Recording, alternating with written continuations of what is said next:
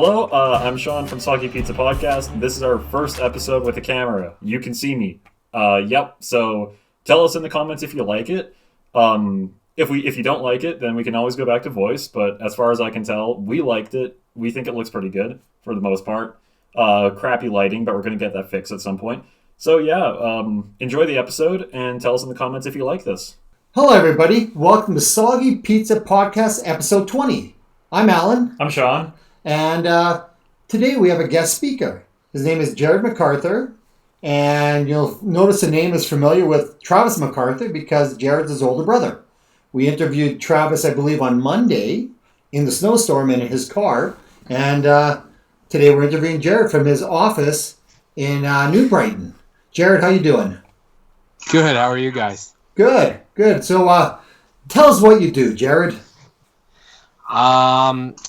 I am by trade by schooling an architectural technologist. So I do architectural design for residential, commercial, industrial projects, and our clients are developers, architects, contractors, and homeowners, and we do everything from new builds to renovations on the residential side, to tenant improvements and new builds on the commercial side, and a little bit of everything in between. Now you were with another company for how long?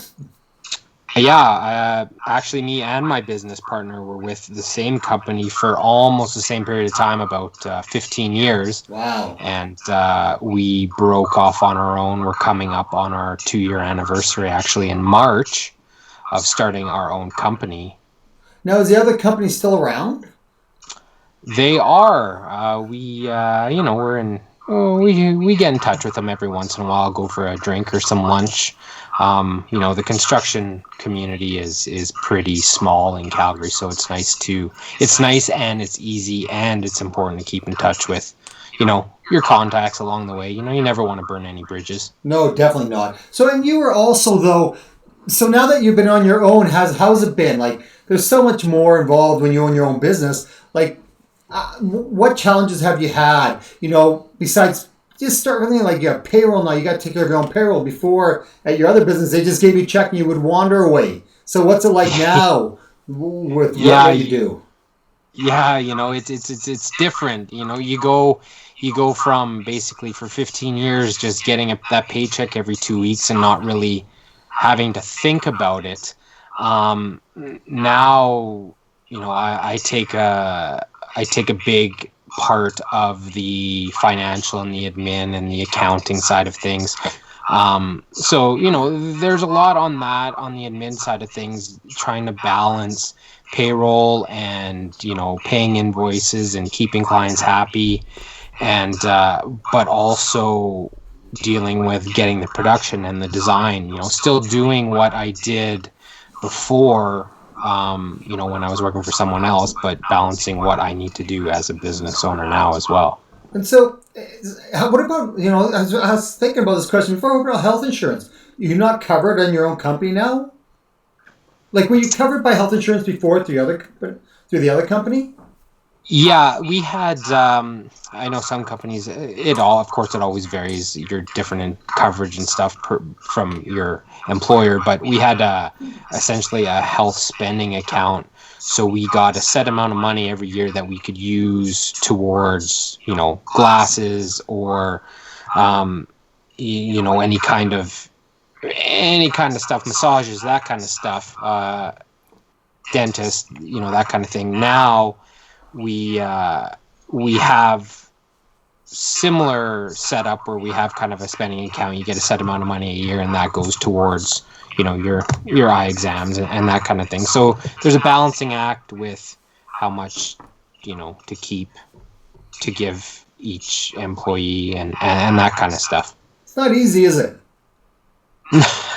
No, it's not easy. I mean, there's a lot of things you have to think about that you didn't think about before, but it's probably, I've been doing this for the better part of 17 years now, and it's totally worth it, doing it on your own, having no one to answer to but yourself, and it's just a different way to service clients, and it's a lot more fun. It kind of gave me the enjoyment that I was missing towards the end of my tenure with my previous employer. Oh, for sure.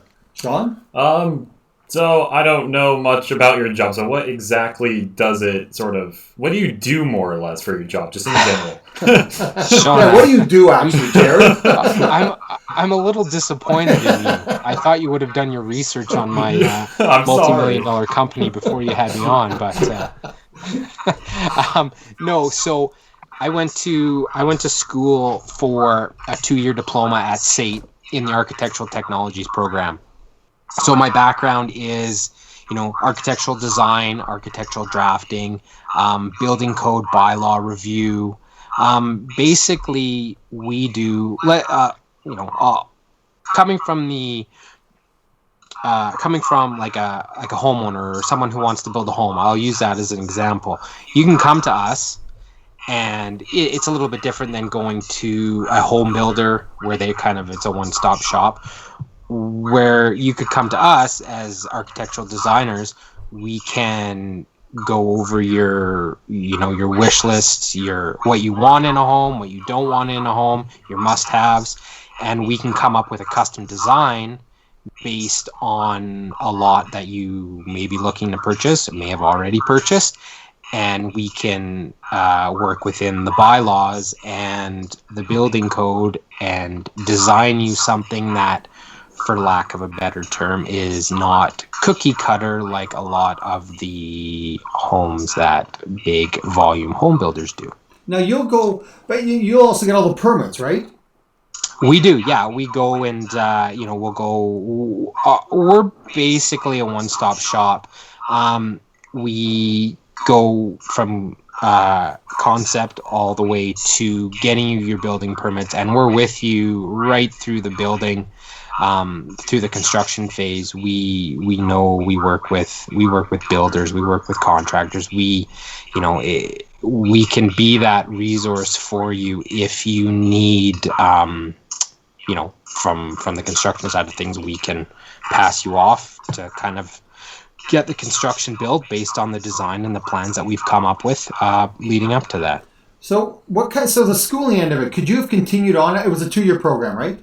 It was a 2-year program. Could you have gone on, and was there an extension to that program, or that was it, or what would have happened if you wanted to keep going in that particular degree, or that was it? It's 2 years and that's it. You're on your own.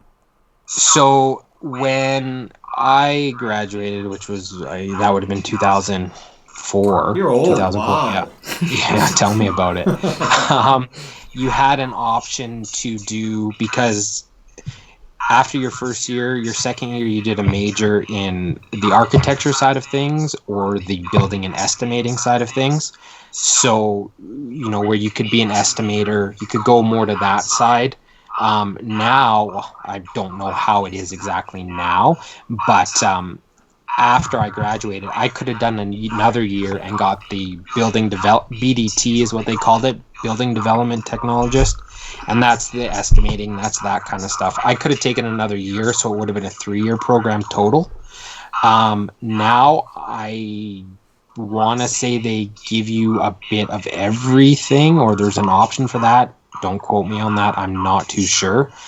And then, of course, there's all the other, it did come across my mind at one point to go all the way to get my master's in architecture, but that would be kind of the end game if you wanted to. But that's that's like 10 years.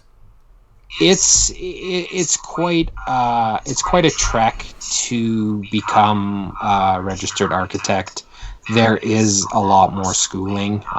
It's right up there with being a lawyer, being a doctor. Like, just the amount of schooling and the amount of time it takes to get your designation it's a commitment for sure. Well, a guy I know went to school with him. He went down to become an architect. Never did it. He couldn't get a job for whatever reasons. Just never did it. It's a tough one, isn't it? It's tough and it's competitive, right? I mean, it's a competitive field, architecture, and you gotta have the drive and the passion to not only do all the schooling and all the exams and everything that it takes to become an architect. You have to have the passion to reinvent reinvent, for lack of a better word, architecture moving forward to stay to make sure you stay relevant. That's Yeah, I don't know. It makes sense to me. you know what? But I asked the same question of Travis. If you had to do it over again, would you? Would you? What would you do? Yeah. If you had to do it over again, you go back and say, "Hey, I'm going to do this." What would you do? Would you do the same thing? I have. You could work at Walmart with your dad. Yeah, that's a dream, stock boy. Yeah, it's my dream job. I think it's a similar answer to probably a lot of people have the same answer or a similar answer, but there's days where I would do it over again 100%, and there's other days when I would never even think about it. And it's the same with any career. There's so many. I should say there's very few people that absolutely love every minute of what they do. But like I said earlier, branching out on my own with my business partner, creating something that we had talked about, for the last 5 years, just doing things a different way and doing it on our own terms, it really reinvigorates what the last 17 years has been about, and it makes me enjoy what I'm doing a lot more now. Well, it's like anything else. And look, I'm old enough. You find that when you work for yourself, you strive. You're the one pushing yourself. You're the one who wants to work hard, wants to make more money. You don't have to worry about someone telling, hey, you've got to get up and do this. You shouldn't do this. You have to do this on this day. It's a huge difference working for yourself. And it's not so much about the money. It's more about you have to enjoy what you do. You can make so much money and you still hate it. It's just a drag.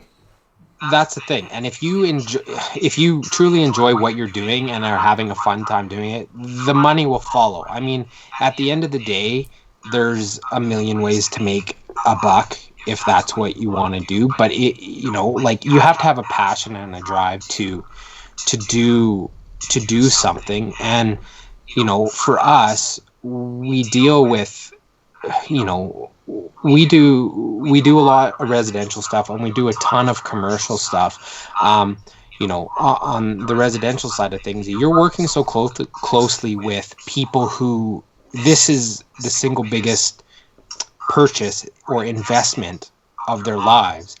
And if you're not passionate about creating something for them that they can see themselves living for 10, 20, 30, 40 years in, and enjoying where they are, then I don't think you're necessarily doing the right thing, because it's a very personal experience and it's a very, in-depth, and it's a personal thing, and it's nice. You have to enjoy being on that journey with your clients. Oh, for sure. And there's one of the biggest things is the education you have and that you've gotten has played a big role in it. And I keep telling Sean, you're not going to do what I did. Like, I don't have an education to speak of. I've been in the restaurant business all my life, been partners with Grandpa, and this is what I've done all my life. If I had to go do it again, I'd get an education. The key is to have an education. I would have been a lawyer, dentist, whatever the case may be. And Sean, now, you can't be an entrepreneur anymore. Like, that's what I've been my whole life. And that's what I'm doing now, too. You cannot do that nowadays. It's too hard, too tough. There's so few limits here in Canada, especially where our economy is going. If you don't have something in tech, if you're not computer savvy, you need to be a computer whiz. You need to be either blue collar, like plumber, electrician. Those are the ways of the future. They say that in all articles, all things that you read. That's what's going to be needed. Plumbers, electricians, carpenters, all that. Anybody can work with their hands. that's the way of the future. Not so much now as doctors, engineers, stuff. They're always needed, but it's more moving the other way. And Sean, so what are you going in for? Computer science. Yeah, that one's definitely coming up now. That one's definitely one of the newer ones that are coming up. I know that for sure. That's a smart career path. Yeah, it was between engineer and computer science, so I chose computer science a little bit more. I applied for both, but I chose the primary computer science, and then secondary as engineer, for which one I got accepted for. Like coding and that kind of stuff. Yeah, well, not quite just coding. It's more like the absolute inner workings of everything. So it's the basis of coding. So you basically create everything. It's what Mark Zuckerberg and Bill Gates and all those big guys did. So it's like you are creating all the base stuff for it, not just using it. Well, and I mean, technology and all that stuff it's a huge part of everyone's lives now, and it's just gonna get more important or more part of everyone's lives. You know, it's my business partner's brother actually does computer sciences, and he was working in Calgary, and then he went down to Silicon Valley, and recently he moved to Austin, Texas to continue working for a company down there. And, you know, Elon Musk, and he's moved to Texas, and, you know, all this stuff, technology and app creation and everything about that space is huge. So I think you're making a very smart decision. Yeah, no kidding. As I say, you know, you got to go. That's the way it's got to be these days. You cannot just depend on again, entrepreneurs. I'm sure that's still out there. I have been on my whole life, but it's hard to come by these days. And as I said before, Sean, I didn't want to follow my footsteps. You get an education, then you decide what you want to do with it.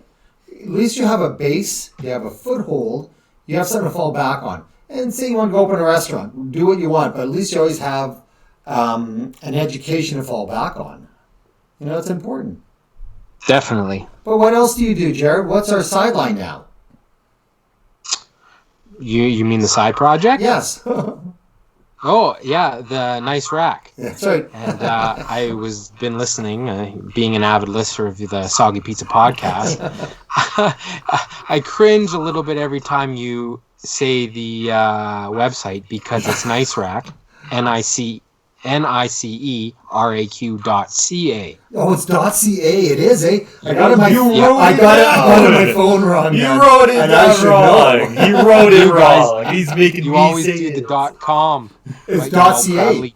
A proud Canadian, made in Canada business. .ca all the way, right? Yeah. So one more time, what is it? What's our company called? So our company is Nice Rack, and our company website, which is in the workings, hopefully early in the new year it'll be up and going with our Shopify store. But the website is nice, NICE, spelt regularly, rack, RAQ.ca. Good one. And so I got to send you pictures. Actually, if you get time, I'd like you to come by. So I picked up our new rack. We now have, all of you who's followed the Soggy Pizza podcast, we had a rack that holds 2 kayaks and 4 bikes. And we just got the prototype back, and it looks really good. 2 bikes and 2 kayaks. And it really is a lot smaller. It's probably, instead of the normal rack, our big rack is about 86 pounds, I believe. This rack, honestly, is about, I'd say it's probably down around 60. And it's pretty light, and it's pretty compact. And it's all ready to go and to be tried out. It would be nice, it would be interesting to know what... hopefully some of your listeners have gone and checked out the Instagram page, but it would be nice in the comments for this video if they were able to let us know if there's any kind of type of rack that they would see. Like, would people like to use, you know, a 1 kayak, 1 bike rack, or a 1 kayak, 2 bike rack, or a 4 bike, or something like that? It would be interesting to see what the everyday person would like to see in some kind of accessory travel device that they could put on, the standard hitch of their RV or their truck. Yeah, that's a good point. And, we make everything here in Calgary for Nice Rack. Our welder's local. Our powder coater's local. Our draftsman is local.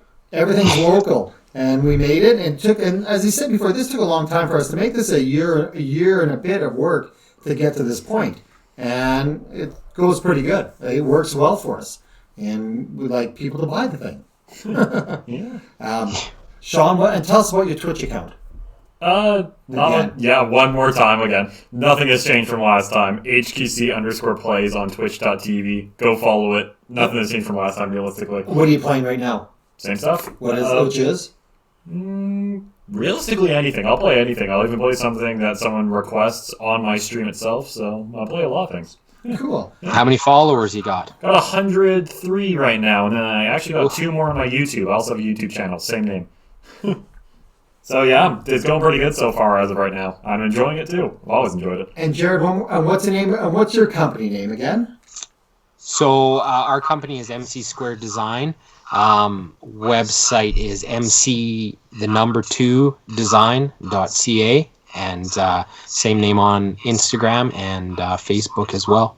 And again, and also I also have All Hope Handiworks. You know, it's a handyman service, and we do all kinds of great work. You can go to our Instagram account as well, which is All Hope Handiworks, and check out our stuff as well as our website. And there's some special discounts on it for people who need some work done. And yeah, you know, Jared, thank you for getting onto our podcast. You're our 3rd guest now.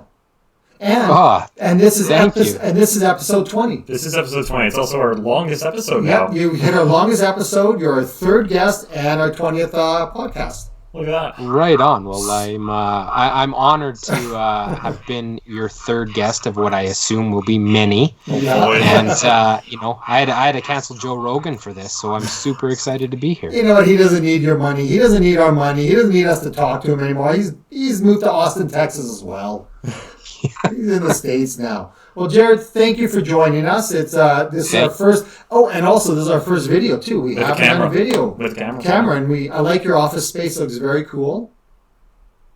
Well, thank you. It's I spent a long time getting this digitally enhanced to look good on camera. I bet you have, and your mom will be very happy you're not driving and talking. Yes.